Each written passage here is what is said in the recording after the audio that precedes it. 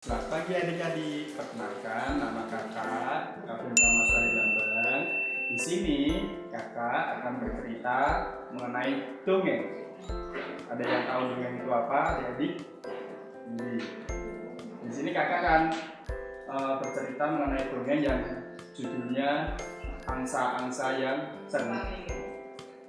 Nah, pada suatu hari ada serigala yang melihat sekawanan angsa-angsa itu berkumpul di taman, pada lagi bercakap-cakap.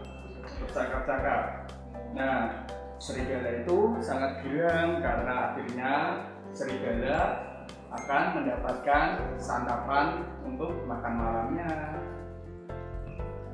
Serigala itu pun tanpa basa-basi, tanpa lama-lama serigala itu langsung melompat ke depan sekawanan angsa-angsa itu, dan angsa-angsa itu kaget karena tiba-tiba ada sosok serigala yang besar, yang gede, yang rambutnya banyak bulu-bulu itu mendekat ke angsanya pada sebuah ketakutan.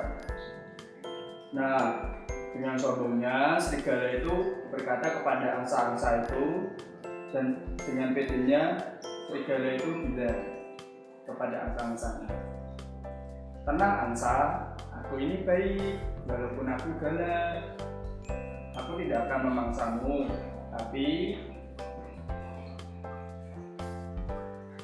aku akan kabulkan permintaan terakhirmu." Dengan sombongnya serigala itu berbicara seperti itu kepada angsanya.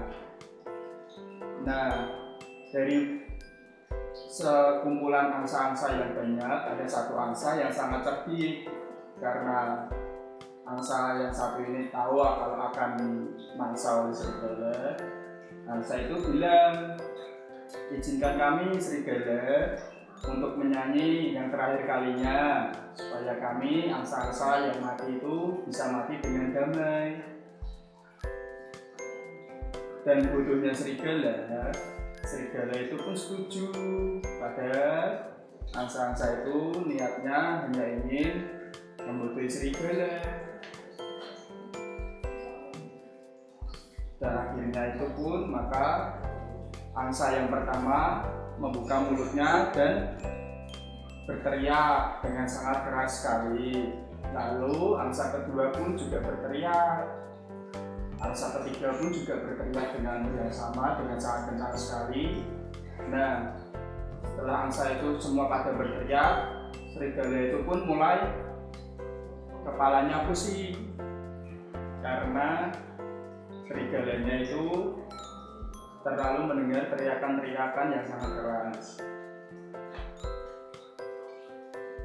Yang ketika semua angsa itu sudah pada berteriak, kawan-kawannya yang lain pun juga datang dengan juga meneriakkan sesuatu agar serigala itu merasa